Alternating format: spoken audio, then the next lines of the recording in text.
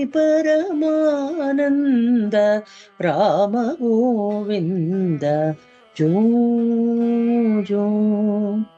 భగవద్భక్తులారా, సనాతన ధర్మ ప్రవచనాలు అనే మా ఛానల్ను సబ్స్క్రైబ్ చేయండి, లైక్ చేయండి, షేర్ చేయండి. సనాతన ధర్మానికి సంబంధించినటువంటి ఒక చక్కటి అంశాన్ని ఈరోజు తెలుసుకుందాం.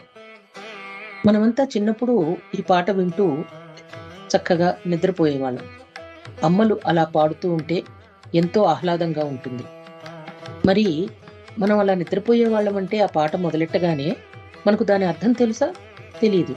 కానీ ఆ శక్తి తరంగాలు, శబ్ద తరంగాల వల్ల మనకు ఆ చల్లటి హాయి, చక్కటి హాయి మనకు కలిగేది. అదేవిధంగా చక్కగా నిద్రలోకి జారుకునేవాళ్ళం.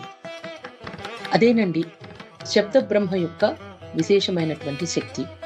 ఎన్నో శక్తి తరంగాలు మన చుట్టూ తిరుగుతూ ఉంటాయి. అవి పాజిటివ్, నెగిటివ్ ఫీలింగ్స్ ఇస్తూ ఉంటాయి.